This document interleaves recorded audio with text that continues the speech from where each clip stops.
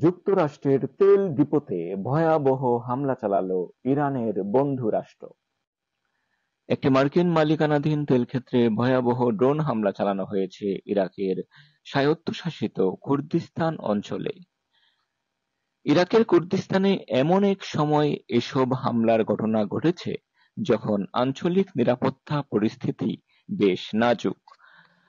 পশ্চিমা স্বার্থসংশ্লিষ্ট অবকাঠামো ও সামরিক ঘাঁটিগুলো লক্ষ্যবস্তুতে পরিণত হচ্ছে, যা মার্কিন স্বার্থ ও মধ্যপ্রাচ্যে জ্বালানি নিরাপত্তাকে আরও ঝুঁকির মধ্যে ফেলেছে। আরব নিউজের এক প্রতিবেদনে বলা হয়, কুর্দিস্তানের জ্বালানি অবকাঠামোকে লক্ষ্য করে সম্প্রতি একাধিক হামলার ঘটনা ঘটেছে। সর্বশেষ এই হামলাটি হয়েছে দুহক প্রদেশের শারশাং তেলক্ষেত্রে।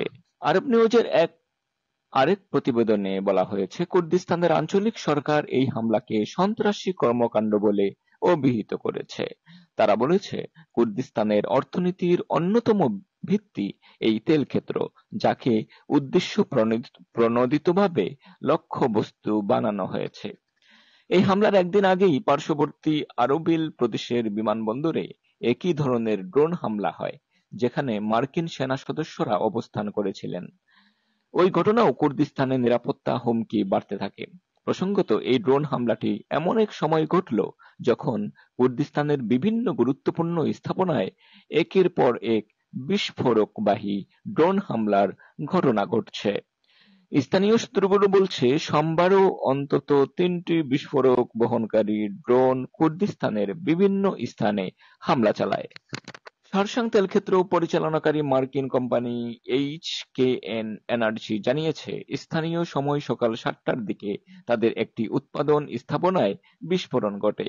হামলার পরপরই সেখানে আগুন ধরে যায় এবং সতর্কতার অংশ হিসেবে পুরো তেলক্ষেত্রের কার্যক্রম বন্ধ করে দেওয়া হয়। তবে এখনো পর্যন্ত কোনো হতাহতের খবর পাওয়া যায়নি বলে কোম্পানির পক্ষ থেকে জানানো হয়েছে। এইচকেএন আরো জানায়, যতক্ষণ না নিরাপত্তা পুরোপুরি নিশ্চিত হচ্ছে ততক্ষণ শারশাং তেলক্ষেত্রে উৎপাদন কার্যক্রম পুনরায় চালু করা হবে না। এদিকে যুক্তরাজ্যে আশ্রয় প্রার্থী ১৯,০০০ আফগান নাগরিকের গোপন তথ্য ফাঁস। ২০২৩ সালে যুক্তরাজ্যের এক সরকারি কর্মকর্তার ভুলে ফাঁস হয় ১৯,০০০ আফগান আশ্রয় প্রত্যাশীর ব্যক্তিগত তথ্য। এর ৯ মাস পর তালেবানের প্রতিশোধের ঝুঁকিতে থাকা এসব ব্যক্তির জন্য শুরু হয় কয়েক কোটি ডলারের গোপন পুনর্বাসন কর্মসূচি আফগান রেসপন্স রুট।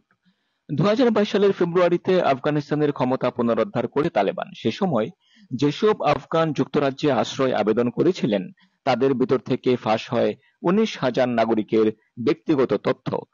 তালেবানের প্রতিশোধ এড়াতে এর প্রায় ৯ মাস পর চালু হয় গোপন পুনর্বাসন প্রকল্প, যার আওতায় এরই মধ্যে যুক্তরাজ্যে পৌঁছেছেন ৪,৫০০ আফগান। মঙ্গলবার আদালতের নথিতে এ তথ্য উঠে আসার পর থেকেই যুক্তরাজ্য জুড়ে শুরু হয়েছে হইচই। বিবিসির প্রতিবেদন বলছে, যুক্তরাজ্যের এক সরকারি কর্মকর্তার ভুলবশত এ তথ্য ফাঁস করেন। আশ্রয় প্রার্থীদের সুরক্ষা নিশ্চিতে আফগানদের স্থানান্তরের বিষয়টি গোপন রাখে ব্রিটিশ সরকার। জনসম্মুখে বিষয়টি প্রকাশ ঠেকাতে জারি করা হয় বিশেষ আইন সুপার ইনজাকশন। মঙ্গলবার হাইকোর্টের এক বিচারক এ নিষেধাজ্ঞা তুলে নেয়ার আদেশ দিলে পুরো ঘটনাটি প্রকাশ্যে আসে। ব্রিটিশ প্রতিরক্ষা মন্ত্রীর দাবি করেছেন, আফগান রেসপন্স রুট পুনর্বাসন কর্মসূচিতে এ পর্যন্ত ব্যয় হয়েছে প্রায় $৫৪ কোটি, যদিও বর্তমানে কর্মসূচিটি বন্ধের পথে। তথ্য ফাঁসের কারণে তালেবানের প্রতিশোধের ঝুঁকিতে রয়েছেন ৬০০ আফগান সেনা ও তাদের পরিবারের ১,৮০০ সদস্য। এই ঘটনায় সংশ্লিষ্টদের পরিবারের কাছে ক্ষমা চেয়েছেন প্রতিরক্ষা মন্ত্রী। এখন চলে যাচ্ছি বিরতিতে। বিরতির পর আরো খবর নিয়ে ফিরছি, সাথেই থাকুন।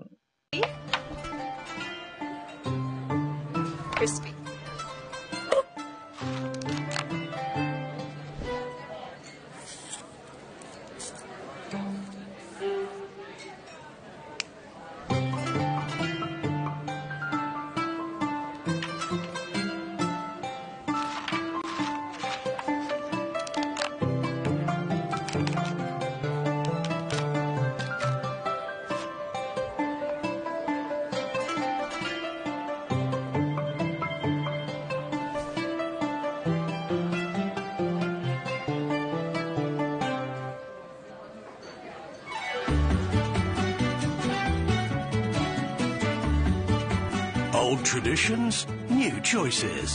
Enjoy it all as McDonald's brings you a delicious selection of the Macarabia, made with authentic Arabic flavors.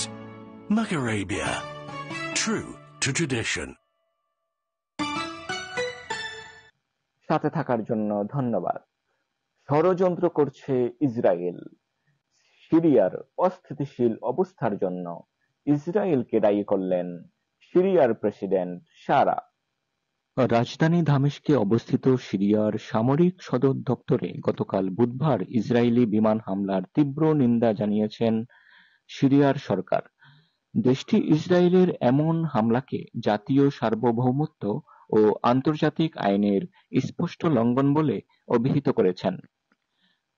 বৃহস্পতিবার 17 জুলাই এক প্রতিবেদনে এ তথ্য জানিয়েছে চীনের বার্তা সংস্থা সিনহুয়া।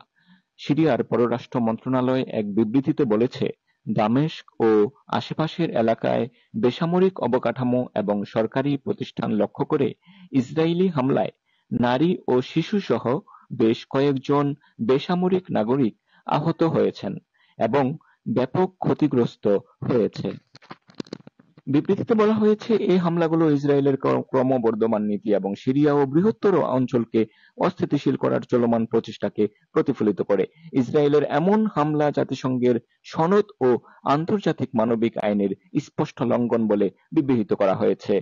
বিবৃতিতে আরো বলা হয়েছে, এই বিপজ্জনক উত্তেজনার জন্য সিরিয়া ইসরায়েলকে সম্পূর্ণরূপে দায়ী করেছে। সিরিয়া আন্তর্জাতিক আইনের অধীনে অনুমোদিত সকল উপায়ে আত্মরক্ষার বৈধ অধিকার প্রয়োগ করবে। বিবৃতিতে জাতিসংঘ এবং নিরাপত্তা পরিষদ সহ আন্তর্জাতিক সম্প্রদায়কে সিরিয়ার ভূখণ্ডে বারবার ইসরায়েলি হামলার নিন্দা জানাতে এবং ইসরায়েলের বারবার আন্তর্জাতিক আইন লঙ্ঘন বন্ধ করার জন্য জরুরি ও সিদ্ধান্তমূলক ব্যবস্থা গ্রহণের আহ্বান জানানো হয়েছে। বুধবার রাতে জাতিসংঘের মহাসচিব অ্যান্তোনিও গুতেরেস ইসরায়েলি হামলার নিন্দা জানিয়ে একটি বিবৃতি জারি করেছেন।